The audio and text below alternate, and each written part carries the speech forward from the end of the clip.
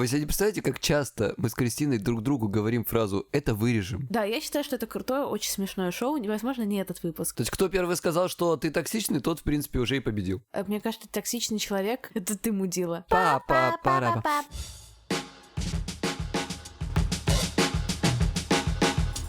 Привет, меня зовут Кристина Вазовски. Мне 23, я интерсекциональная феминистка и подкастерка из Лондона. А меня зовут Егор Егоров, мне 36 лет уже целый один день.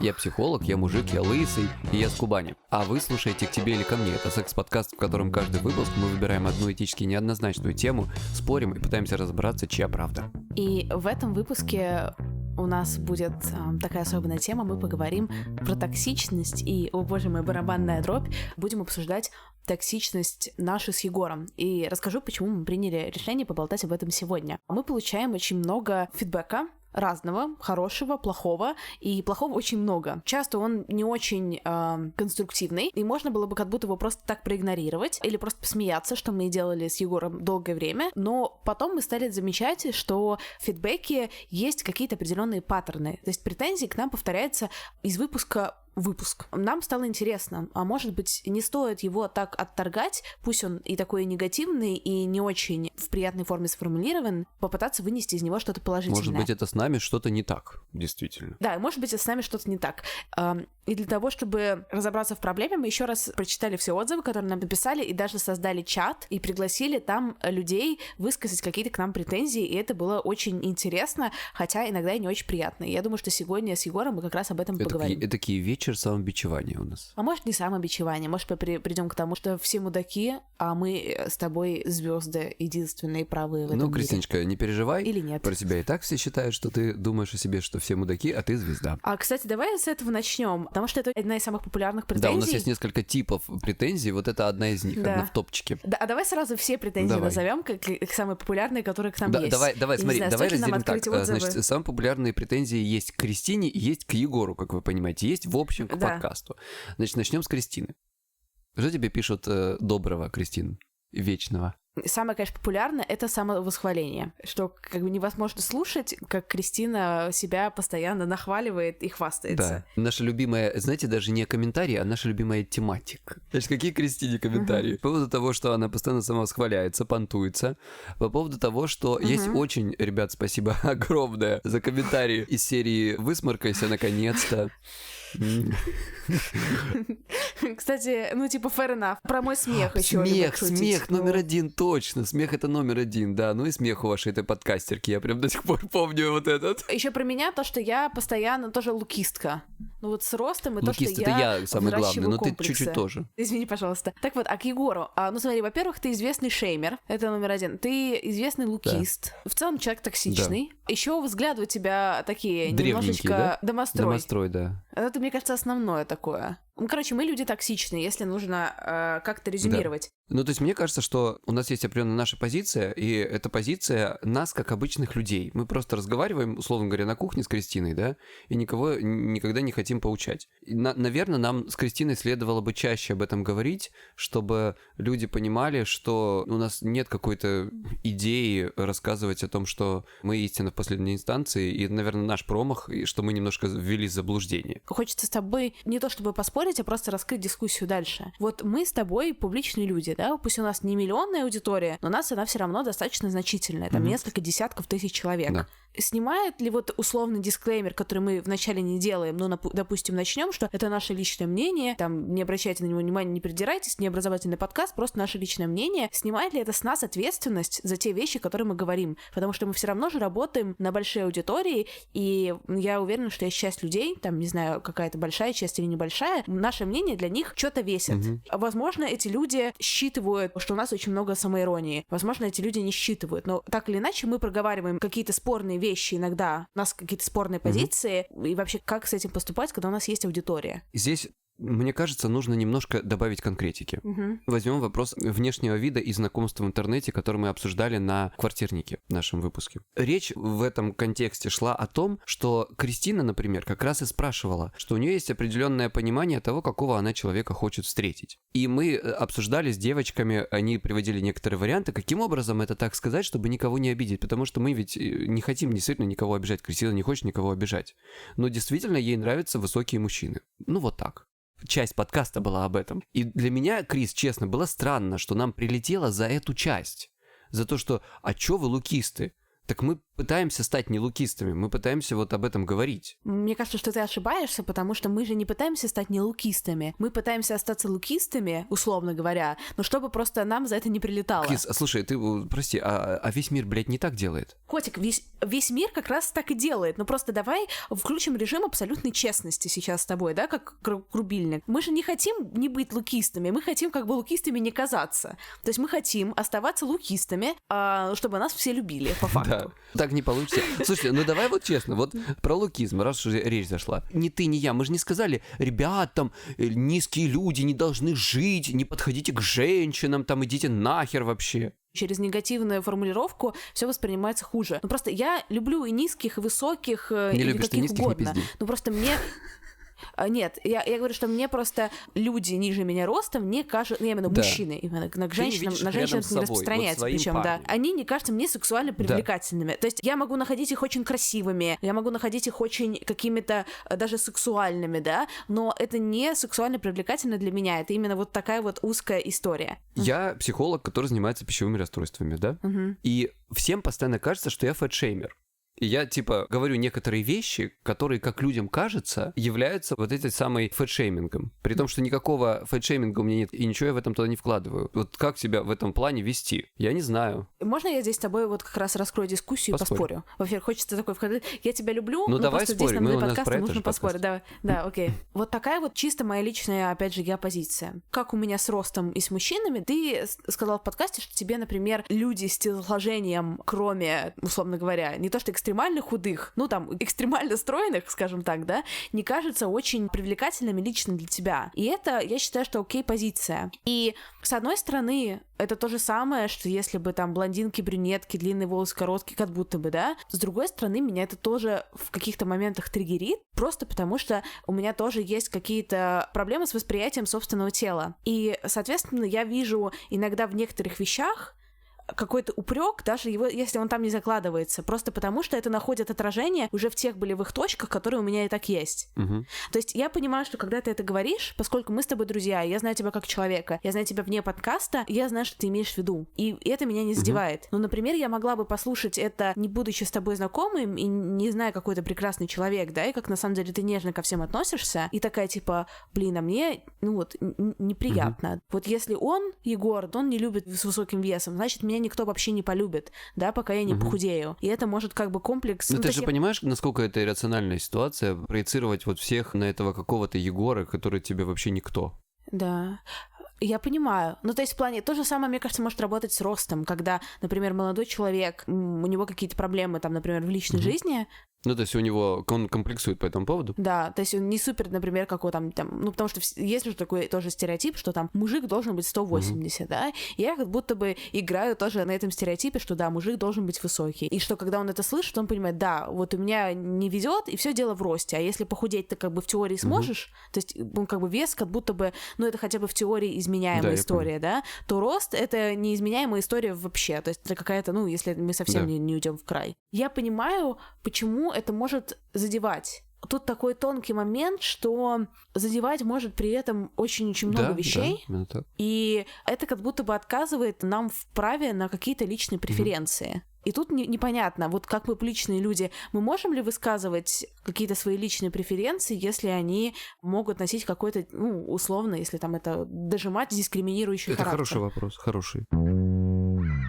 Вот сегодня много в чате обсуждали, что Егор сказал слово «жир», И все это запомнили как то, что Егор ненавидит жир. А когда Егор повторяет фразу, в которой это все было сказано, контекст, оказывается, что Егор не говорил слово «жир» вот в этом это, кстати, смысле. было удивительно. Это сейчас я без наезда на людей, с которыми мы разговаривали, но это просто как такое абстрактное наблюдение. Мы сделали чатик, чтобы это все обсудить там типа с разными ребятами, и ребята пересказывали какие-то свои ощущения, и зачастую то, как они это пересказывали, этого вообще не было в подкасте. Потом мы догадывались, какую они часть услышали, что у них вызвало такие эмоции, но она удивительным образом каким-то, она превращалась в какие-то совсем другие именно высказывания, воспоминания о высказываниях. Это о пластичности памяти. И это как раз было довольно удивительно. Давай сейчас покидаем камни в мой огород. И в мой огород самовосхваление. Вообще, когда я начала это читать, ну, то есть, когда посыпались эти первые комментарии, их там очень много, можете зайти в iTunes, я сначала даже не поняла, вот как ты не понял, какой жир, потому что ты не имел этого в виду, понимаешь, да, такой,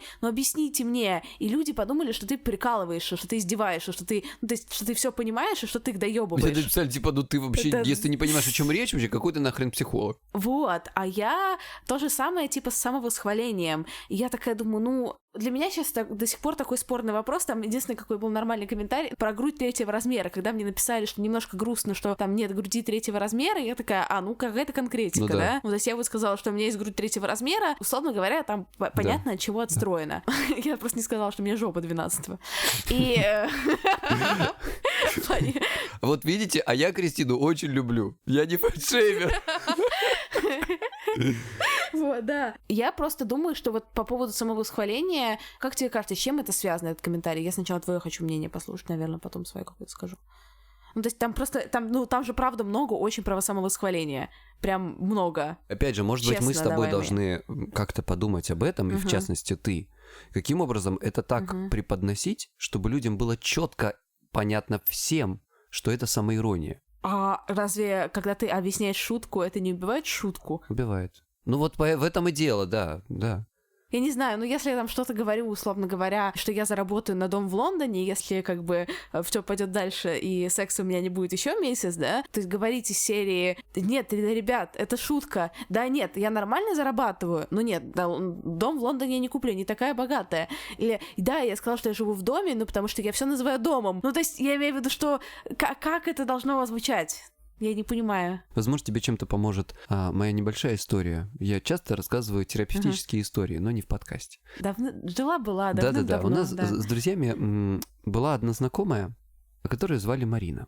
И эта девушка очень любила откровенно понтоваться, и это звучало примерно вот так. «Господи, ребят, я на этом Бали, тут такая жара, и какой-то такой бассейн, знаете, 25-метровый. Ну, прям отвратительно. Господи, ну нельзя было сделать 50. Я не могу. Это солнце, этот загар, эти все люди, они постоянно приносят мне золото, коктейли, эти мужики постоянно лезут ко мне. Я уже не хочу даже с ними ебаться. Господи, почему я такая популярная?» И вот, с тех пор мы прозвали подобные жалобы «Марина Жалоба». Может быть, просто все думают, что это Кристина Жалоба, понимаешь? Потому что это такая, больше у меня нет секса, ой, сейчас куплю дом в Лондоне. Да даже, ну в целом на меня очень похоже, даже без смеха. Но так я не понимаю, в чем этом проблема. Ну в плане, ну да. Ну вот для людей это выглядит, как будто это понты. Такой я человек. Ну и что, ну и понты, ну и супер. Ну в плане, ну да, допустим, да, понты, окей. Ну а в чем проблема? У нас вот не любят, что люди понтуются. Вот у нас такая культура, когда не любят, что понтуются. Вот я бы послушала условную Марину, вот как бы вот эту, да, из твоей истории. Я бы посмеялась, я бы порадовалась. Ну, я не знаю, у меня бы это вызвало какие-то позитивные эмоции. Тебе не да? кажется, что здесь очень важный момент в том, как ты можешь это вот подавать именно таким образом, говорить именно эти слова, но что ты при этом в этот момент про себя думаешь? Потому что, с одной стороны, ты можешь действительно думать так, как ты говоришь. А что ты имеешь в виду именно в данном контексте? Про Марину про или Марину, про что мы сейчас? То есть, если Марина правда недовольна всей этой хуйней, и она считает себя выше других. Вот знаешь, называется «жиру бесится». Ну, блин, ну и нормально жиру беситься, мне кажется. Вот ты понимаешь, что это абсолютно та же самая история, которую ты мне сейчас говорила про меня и психотерапию. Вот это то же самое, Крис. А что именно то же самое? Ну, я, знаешь, как себя в своем глазу бревна не видно. Да, ну потому что та же самая история. Ты говоришь, что ты подкастерка из Лондона, да? Да. Уже, в принципе, это триггерит. То, что ты из Лондона, Б подкастер. Все, ну то есть пиздец, все, да. Ну как бы ты мужик с Кубани Да, лысый, все, до я свидания. быдло из 18 века, все. Ты понтовщица из Лондона. Вот так, вот такой подкаст. А вы, блядь, не ради этого нас слушаете. Просто мне кажется, Крис, а мы с тобой не так задумывали этот подкаст? Вот давай по чесноку. Все-таки мы с тобой, как люди, которые давно работаем и мы четко чувствуем интонацию, мне кажется, с тобой. Понятно, зачем это все писалось именно так. Ну, конечно, конечно. И более того, ребят, вы удивитесь, но Егора невозможно выгнать из подкаста, который мы делаем вместе. Хотя, знаешь, на следующий выпуск ты на аватарке замазан или там кудри черным маркером пририсованы. А почему мы сейчас записываем этот выпуск? Потому что есть желание как-то скоммуницировать с людьми. Мы не можем технически им ответить в комментариях. Угу. Есть какие-то вещи, которые хочется сказать. Есть желание вообще прояснить, что такое токсичность, вот как понять, что имеется в виду вообще. И действительно желание стать лучше и что-то изменить, если действительно мы токсичны, ну, разобраться в вопросе. Почему мы, собственно, чат сделали? Не, было интересно, кстати, в чате, мне тоже понравилось, если честно. Там были разные сообщения, но там, типа, какой-то прикольный спектр. Например, это то же самое, что я там про тебя говорила, да, могу сказать то же самое про тебя. Поскольку я знаю, что ты меня понимаешь, и что ты очень четко чувствуешь, где я шучу, где я самоиронизирую, где я, ну, там, искренне хвастаюсь, но я знаю, ты можешь за меня порадоваться в этом. Потому что мне кажется, что хвастаться — это очень важно. И что это очень полезно на самом деле, потому что похвастаться, ну, это значит разделить свою радость. И как будто бы делиться своей какой-то радостью, или когда ты классно себя чувствуешь, и как-то рассказывать об этом, это прикольно. Слушай, а может мы просто херово презентуем это все, и люди вот это не понимают? То есть там, где я пойму, другой не поймет? Да. Ну, может быть. Ну, в плане, а как это презентовать? Ну, мы, мне кажется, презентуем это довольно искренне. То есть нам искренне с друг другом хорошо, и мы вот рассказываем, как есть, у нас есть какая-то магия с тобой общения. Мне это очень интересно. Соответственно, если бы мы там пытались как-то что-то презентовать каким-то образом, не убило ли бы это весь как раз вот драйв нашего с тобой разговора? Ну, конечно, убило. Ты знаешь, это убивает драйв. Вот даже, например, сейчас этот выпуск, когда нужно думать не то что о слове, а о каких-то полутонах в интонациях, да, сейчас? Потому что никого не хочется обидеть. А с другой стороны, знаешь, ну для всех мил не будешь, да? Тоже такой вопрос, что, мне кажется, было бы довольно легко сделать как раз за все хорошее против всего плохого. Вот. Ну, опять да. же, вот смотри, я сейчас хотела сказать, я как человек, который много работает с контентом, и как будто опять звучит как самовосхваление, да? Я как человек, который много работает с контентом, я знаю, как выбирать правильную интонацию. Ну давай так, это объективная реальность. Ты человек, который много работает с контентом. Это же называется научный факт. Твоя жизнь заниматься контентом, вот и рабочая жизнь Кристины, это без шуток. Да. Можно было бы здесь подобрать такую интонацию, чтобы понравиться, если не всем, то хотя бы ни у кого не вызвать особо никакого негатива. Ну или там в 10 раз меньше, в 100 раз меньше. Ну, правда. Я же делаю другие свои подкасты, да, и в других своих подкастах совсем другая динамика, хотя там я та же ведущая, ты там та вообще же баба. не выражаешь свои... ничего. Давай вот нет. Ты... Ну, можно было бы и не выражать, а ты думаешь, я могла бы здесь вполне себе довольно долго себя не выражать никак? Ну и кто бы это слушал, блядь? Вот, другой вопрос. Вот это вот важный вопрос, потому что ценится откровенность, но если мы начнем лавировать между всеми вот этими опасностями, где-то что-то неправильно сказать и кого-то обидеть, то мы с тобой превратимся в пластмассовых идеальных, не знаю кого. Вот про психологов, между прочим. У меня есть определенная претензия к моим коллегам. Мне очень не нравится, что публичные психологи делают вид, что они идеальные существа. Что они никогда в жизни никого ничем не обидят, что они познали дзен, и они сейчас вам расскажут, как надо жить. Вот у меня вот это ощущение пластмассовости, вот этих вот идеальных фотографий в инстаграмах там и так далее, и вот этих красивых подписей под ними. Я не хочу ходить к таким специалистам, меня от них воротит. Я хочу видеть реального человека перед собой, да? Вот этого самого психолога, у которого есть свои проблемы, потому что у всех людей есть проблемы. Мы все должны быть искренни. Вот я так считаю. Да, я тоже на самом деле максимально топлю за искренность. Просто вопрос в том, что, опять же, такой сложный философский вопрос тебя сейчас вброшу. Вот мы с тобой что-то говорим в подкасте, говорим довольно искренне, хотя часто это бывает спорно. Да, какие-то спорные позиции. Но наша искренность, она может в головах каких-то наших слушателей, да, в восприятии преломляться и нести какой-то совсем другой месседж, чем изначально сюда вкладывалось. Остается ли это какой-то искренностью? То есть искренность — это про что? И цена ли так искренность, если ты вываливаешь говно? Например, какой-нибудь фашист или там гомофоб. Он искренне так считает, да. Искренне ненавидит. Вот, да, ну, кстати, прикольный пример, да? Поскольку по факту, некоторые наши высказывания по, мне кажется, каким-то меркам могут быть восприняты примерно как какие-то гомофобные высказывания или российские высказывания нами. Ну, просто немножко пушнем 10 лет вперед. Да, и 5 лет вперед. Все гомофобы, которые я знаю, они абсолютно искренне гомофобы. Ну да. Вот, Меня недавно как раз по этому поводу рвало пукан, и на днях будет выпуск. Не буду говорить с кем. И как будто бы мы же уже с тобой не согласимся, что искренность, она оправдывает какую-то вот позицию вроде гомофобной. Нет, не оправдывает. Ты права абсолютно.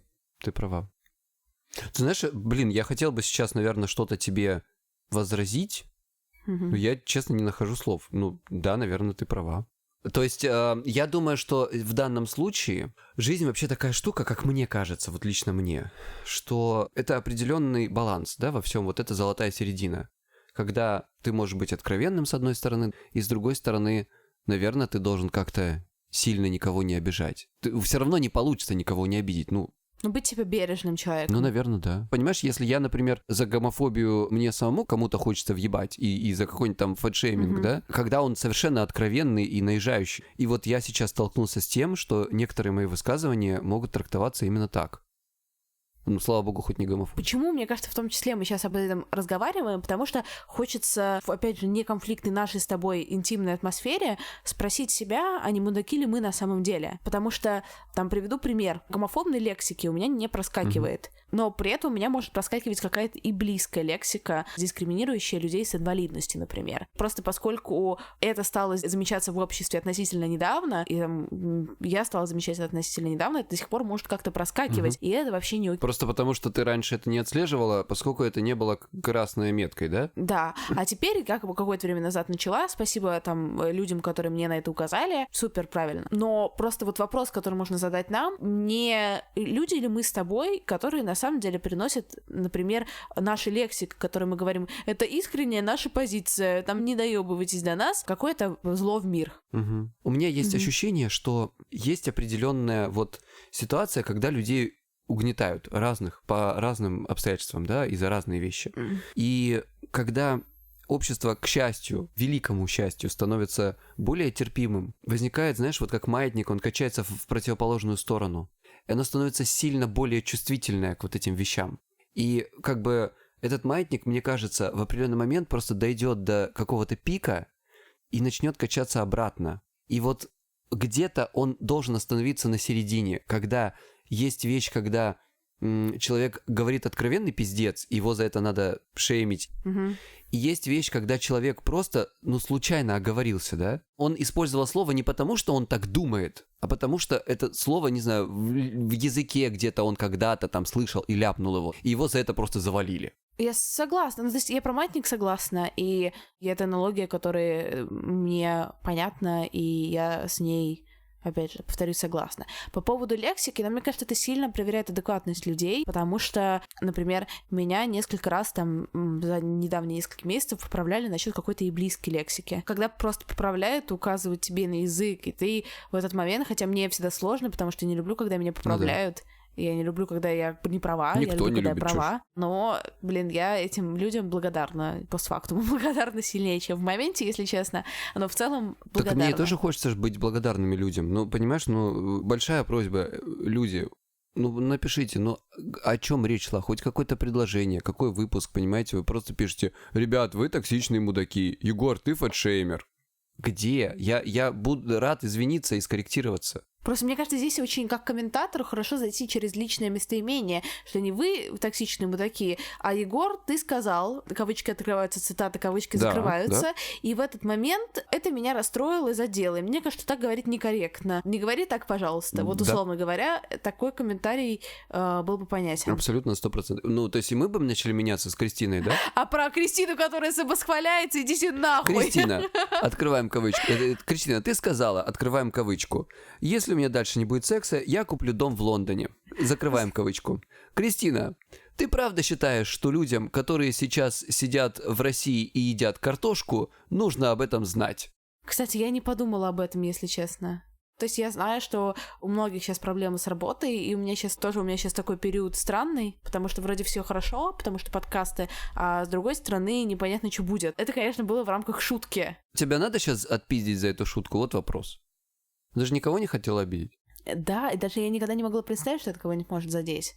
Повторяюсь еще раз, то, что я не могла представить, что это может кого-то задеть, это твои проблемы, делает да? ли это, например, делает ли это менее каким-то жестким. Вот.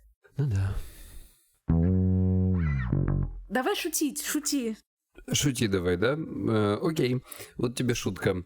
На самом деле не шутка. Это будет совершенно серьезно не шутка. Друзья, кто не считает меня таким ужасным, тому совершенно бесплатно я сделаю получасовую консультацию. Вот я оставлю ссылку в описании. Пожалуйста, проходите. Я сделаю для вас все, что смогу, если ваши проблемы — это то, чем я занимаюсь. Вот, да, классно. Я хотела попросить скинуть нам денег на Cloud Tips. Давай тоже ссылку положим. В общем, я сейчас тестирую новый сервис. Вы можете, в общем, закинуть там немножечко чаевых, если мы вам все-таки понравились или нравились раньше.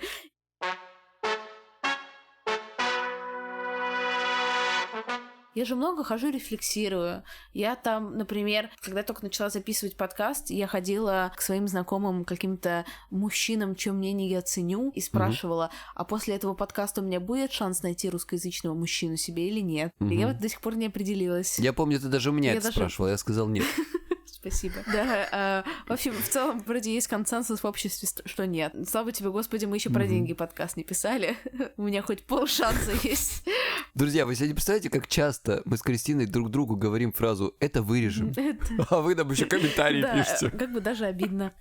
Мы же и так все вырезали, ребят. Ну что вы? Ну как так? Ну да. Хочется, чтоб любили, правда? Хочется же, чтоб любили. Так же ведь не будет. Но если честно, хочешь, я с таким инсайтом эгоистичным поделюсь? Я очень рада, что мы с тобой не мой единственный подкаст, потому что если это был бы моим первым и единственным подкастом, мне, наверное, было бы тяжеловато сначала. В чем именно тяжеловато? Правда же, приходит очень много говна, и я с ним уже за 1,5 года какой-то публичной деятельности, я, научилась более-менее с этим всем справляться, то есть особенно эти смешные комментарии, которые вы нам пишете, они особых эмоций не вызывают, потому что они, правда, довольно, забавные, даже негативные. И что я понимаю, что вот мы с тобой в данном случае, я умею делать, и мы с тобой здесь делаем классный контент, что мы, правда, делаем крутой подкаст, именно как крутое шоу. Ты вот еще и это, да, так считаешь? Серьезно, это круто, что ты хочешь сказать? Вот это говно, которое вы говорите, вот этот сексизм, вот этот вот эйджизм. Да, я считаю, что это крутое, очень смешное шоу. Возможно, не этот выпуск.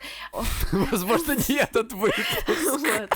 Но я бы в себе сомневалась, если бы это был бы единственный продукт и первый, который бы я сделала. А так, знаешь, я смотрю на свой подкаст, извини, что голосовым, где ни одного плохого отзыва нету. А я смотрю на свой подкаст «Это провал», где там огромная фан-база, и тоже там одни восторженные комментарии. И я такая, умею, ладно, умею. Вот. И тут внутренний голос должен твой подсветить. Опять, она умеет, что она сказала. Видишь, ты включил во мне какого-то вот это вот отвратительное качество ставить похвальбу себе под вопрос. Мне кажется, себе надо чаще хвалить. Нет, здесь я, кстати, насчет того, что ты умеешь, здесь я согласен, потому что один вопрос, что я могу где-нибудь думать о том, что вот что-то Кристина слишком много там рассказывает про то, какая она крутая, даже не я, а мое какое-то внутреннее вот это, да. Но здесь, вот касаемо этого, я, кстати, очень в свое время перестроился в плане похвалы себя как специалиста. Я глубоко убежден, что ты охуенный специалист по подкастам, это просто факт. И вот те, например, образовательные продукты, которые ты делаешь. Да-да, ребята, я боюсь, что меня, блядь, отсюда уволят, поэтому сейчас рассказываю Кристине, какая она охуенная, блядь. Давайте, напишите. Вот, да. Я знаю, насколько Кристина охуенно все это умеет. И, кстати говоря, поскольку у меня есть доступ к этому прекрасному телу, я нередко этим пользуюсь и говорю: Крис, сделай мне, пожалуйста, джингл, потому что я знаю, что лучше всех джинглы делает Крис. При том, что я кучу лет работал на радио и телевидении, блядь. Спасибо. Мне впадло этим заниматься, и я не скреативлю так, как скреативит она. У меня всегда боль с монтажом. Я его сама делать уже не люблю, потому что очень много времени. Я тоже. А давать кому-то всегда немножко боль, когда особенно это творчество, когда это не такой прям конкретный проект, где понятно, А, Б, М порезал и там перебивки поставил вперед. А когда такой творческий процесс, это, конечно, удивительно. И ты такой молодец, ты всегда так делаешь, и у меня никогда это не вызывает вообще никакого творческого раздражения. Знаешь, вот самое противное чувство у меня, когда человек сделал хуёво творчески, вот ты не совпал с тобой, а ты так хорошо всегда делаешь, прям так хорошо. Крис, да это просто потому, что мы с тобой друг друга понимаем. А знаешь, мне, кстати, что иногда подгорает? Чё? Ну, не то, что подгорает, ну, я немножко обижаюсь иногда. Я понимаю, что ты у нас селеба, а мне просто никогда никто не отмечает в этих самых, в сторис, и я такой, опять Кристину отметить. Я ну, буду ладно. тебя отмечать. Извини меня, пожалуйста. Да нет, это не к тебе как раз вопрос. Ты-то меня отмечаешь обычно. А к кому? Я всем скажу. Ну, знаешь, типа, как бы, чуваки вот слушают подкаст, они же тебя слушают, они на тебя пришли, и я такой, на меня никто не пришел, ну ладно. Пусть они тебя отмечают. Надо оставляй. Отмечайте Егора. Почему вы не отмечаете Егора? Я буду везде теперь, везде. А они просто думают, что это твой подкаст, и нет, как это бы, наш с Егором подкаст. Без Егора подкаст бы это не случился. Вот. На обложке же он. Да. Кристин, а ты знаешь, что чем больше Егоров в твоей жизни, тем лучше? Почему? Вот что у нас, между прочим, есть еще один Егор, у которого мы кое-что спросим по этому поводу. Чем больше Егоров, тем лучше. Егор, привет. Егор, ты чем занимаешься вообще? Я журналист. Я в Афише Дейли работаю. Понял. Егор именно тот человек, который опубликовал наш выпуск «Извини, что голосовым» последний у себя. Да. А мы пригласили Егора, потому что, с одной стороны, Егор слушает наш подкаст. Егор из Сибири, из Новосибирска наш друг. Егор также из Новосибирска. Мы знали, что он человек высокоинтеллектуальный и мыслящий, думающий, рефлексирующий. Егор а не то, нам что не вот этот соврёт. лысый Егор с Кубани. Ну, это между строк, как бы мы прочитали все. И что Егор нам из Новосибирска не соврет. Если мы начнем говорить на какие-то серьезные темы, он не будет нас лексически ублажать, а он скажет, как есть, как думает. Как я умею ублажать разными способами. Лексически тоже. Егор, в свете того, что сказала Кристина. Задонатите мне 100 рублей, и я вам дам телефон Егора, который умеет ублажать разными способами. Я думал, вы меня позвали, потому что про меня тоже пишут всякие гадости в интернете, в комментариях. Правда? Тебя пишут гадости в интернете в комментариях? Да, у меня есть даже любимые, да. О, а поделись, пожалуйста, я об этом не знала. Я наизусть знаю свой любимый гадостный комментарий про меня. Давай. Я его очень люблю. Давай. Мне написал в Фейсбуке человек, кстати, редактор одного издательства. Говорят, что писатель, не знаю. Он написал следующее. Кто этот всезнающий юнец с серьезными признаками вырождения на лицевых костях черепа? Это редактор рубрики «Мозг в Афише Дейли». Какое издание, такой редактор. Изящненько. Я обожаю этот комментарий, я выучил его наизусть, я просто всем его рассказываю. Некоторые люди мне говорят, что у меня хорошие кости черепа, все фигня. И здесь чувствуется в этом комментарии амбиция писательская какая-то. Даже если человек не писатель, он хотел бы им стать определенно. Я хотела с тобой, как слушателем нашего подкаста, поговорить. Есть ли у тебя какие-то претензии к нам? Писал ли ты нам гадости? Нет, не помню, короче, нет, извините, я не писал вам гадости. Хорошие вещи я вам тоже не писал, простите меня, Сразу пожалуйста. видно, человек не хочет, чтобы мы поднимались в топы. Вообще, просто я практически топлю вас своим молчанием вот этим. Да. Здесь дело не в том, что мне там неловко там говорить, как-то критиковать или еще что-то, но мне действительно нравится то, что вы делаете, мне нравится подкаст. Если немножечко иронию включить, то я готов вас поругать за то, что я слишком громко ржу, когда я его слушаю.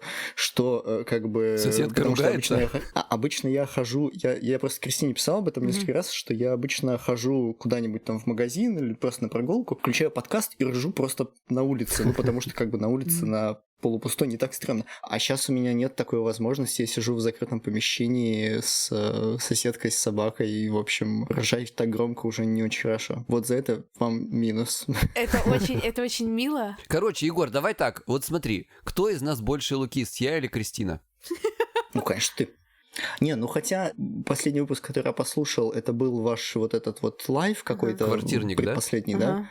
Квартирник, да. И после него я уже думаю, что вы, в общем, довольно равномерно как бы распределили между собой этот грех. По-разному его выражаете, но я думаю, что... Хоть где-то у женщин столько же прав, сколько у мужчин. Нет, здесь как бы вот такой есть вопрос более абстрактный, потому что я понимаю, что тебе неловко нас ругать. Есть какая-то личная позиция, да, там личные преференции. это как будто бы нормально.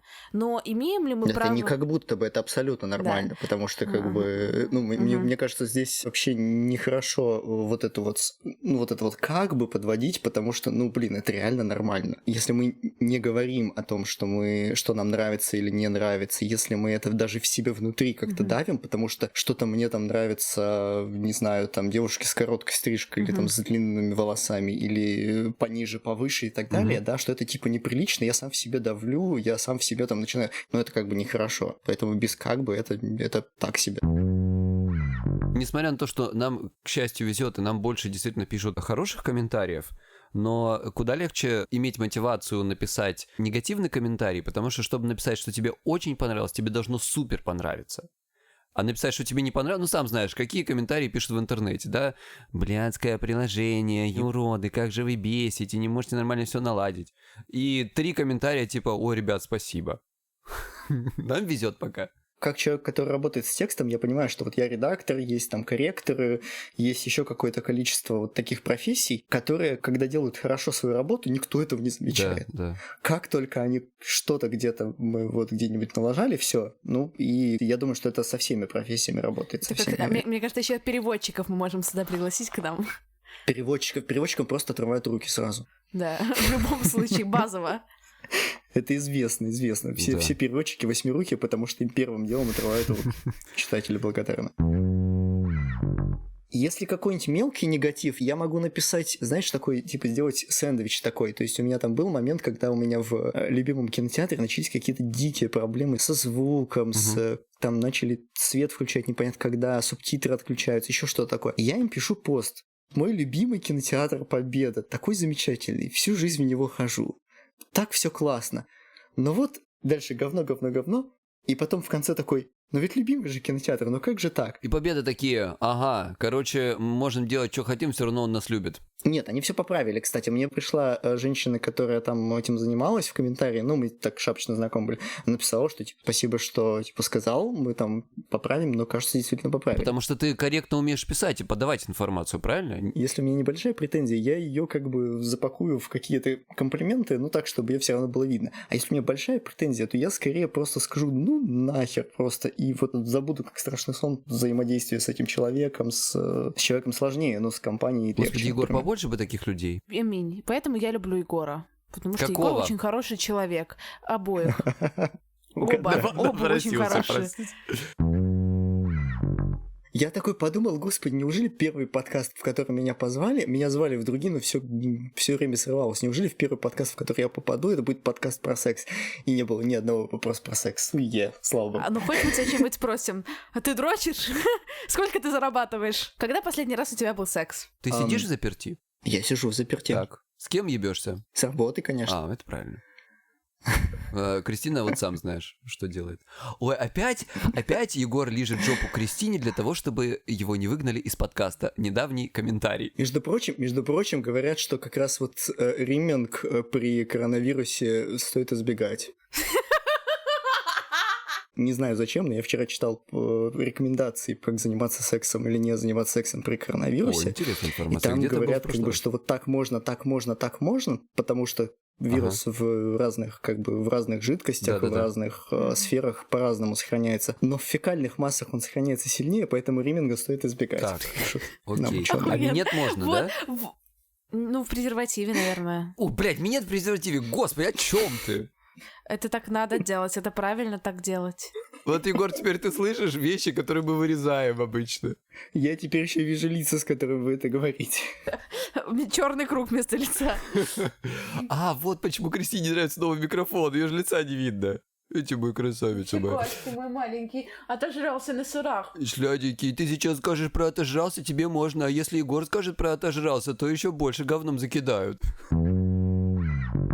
А мне, кстати, недавно сказали, девочка мне сказала, что она думала, что по голосу я страшная, я посмотрела мой инстаграм и вроде ок. Кристина, ты, Егор, ты. Как вам кажется, что такое вот эта самая токсичность? Потому что в интернетах, в каких-то разных книжечках и так далее есть очень разные определения этого, и я хотел бы понять для себя, что включать в это, потому что в это понятие включено уже все на свете. Кристина, давай с тебя начнем. Токсичность... Вот токсичный человек — это какой? Мне кажется, токсичный человек, это который вызывает какой-то негатив. Это ты, мудила. Это тот, который... Это был пример токсичности от Кристины Вазовски. Кто такой токсичный человек? Это ты, мудила. И такой, знаешь, и вот это вот из Бритни Спирс. Па-па-па-ра-па. Так всегда.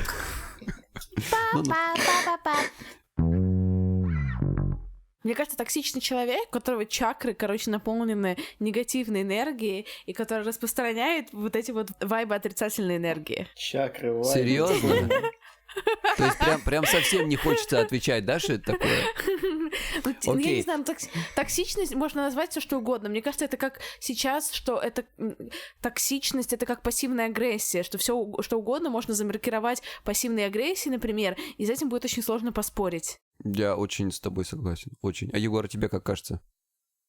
В этом проблема вообще этого слова, потому что, первое, что хочется сразу сказать, что действительно токсичным называется все, что угодно, что не нравится. Угу. И поскольку у этого слова в социальном плане нет четкого определения, у токсичности в плане отношений, да, нет четкого определения. И если ты пытаешься найти четкое определение, тебе говорят 5 признаков токсичности. Сука, зачем 5? Дайте мне вот одно маленькое определение. И они все 5 признаков везде разные. Прям как гештальт-терапия, честное слово. Упс. Да, и поэтому, про токсичность как такой в каждой бочке затычка, потому что его можно присобачить к всему, что угодно, что не нравится. А если ты что-нибудь делаешь или говоришь, тебе говорят, ты токсичный, ты говоришь, ну нет, разве это токсичность? И тебе говорят, ты обесцениваешь. Да. Вот. А если ты продолжаешь обесценивать, знаешь, что тебе скажут? Тебе скажут, что ты газлайтишь. Да, самое ужасное в этом всем, что все эти 3 слова, и токсичность, и газлайт, и обесценивание, они не бессмысленные. Да. То есть, на самом деле, эти феномены существуют. То есть, кто первый сказал, что ты токсичный, тот, в принципе, уже и победил. Да, слово токсичность стало токсичным, так сказать, да. Это запихивая что-либо в коробочку токсичность, мы, по большому счету, избавляем себя от необходимости разбираться с тем, что нам в этом не нравится. Егор, спасибо тебе большое. Да. Спасибо вам. Да, спасибо тебе, Егор.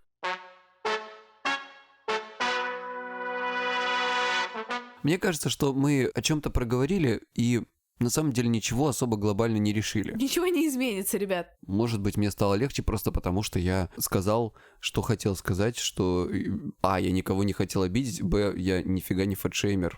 Никто из моих клиентов так не думает, и никогда мне ничего такого. Я, в свою очередь, хочу сказать, что останется, а что, возможно, поменяется. Мои самовосхваления себя, они останутся 100%. Мое выражение искренне каких-то личных преференций, оно, скорее всего, останется. Я думаю, что добавится какой-то дисклеймер о том, что это не образовательный подкаст, и нас лучше не слушать. Я думаю, что это добавится. Да, явно. Вот мы даже, наверное, должны как-то сказать слово, что мы развлекательный подкаст. Да, мы развлекательный подкаст с токсичным Егором и самосхваляющейся Кристиной. Тут, конечно, вопрос, опять же, хочется сделать выпуск про секс и феминизм, потому что, я считаю себя феминисткой, и мне кажется, я феминистка, но, например, многие мои высказывания или позиции у меня, может быть, недостаточно какой-то жесткой. Иногда я это например, считываю для самой себя, и об этом тоже интересно подумать. А как мы с тобой будем делать подкаст про феминизм, если я тоже про феминист? Мы пригласим кого-нибудь нефеминиста и поговорим с ним или с ней. И двоих пригласим, мальчика и девочку. В общем, к себе вопросов много. Вряд ли изменится что-то глобально, потому что позиции были высказаны довольно искренне. Поэтому такой, наверное, момент, что если вам не нравится химия между нами и вы хотите что-то узнать, то слушать этот подкаст довольно бесполезно. А если вы просто нас любите, либо мы вас немножко бесим, или вы любите кого-то из нас, а второй или вторая немножко бесит, оставайтесь с нами, и мы будем делать смешные выпуски дальше. Будем разговаривать на всякие неоднозначные секс-темы и выяснять, чья правда. Спасибо вам за то, что вы все это послушали. Мы старались быть максимально откровенными, и если мы опять кого-то обидели, извините. Мы правда не хотим. Пока-пока.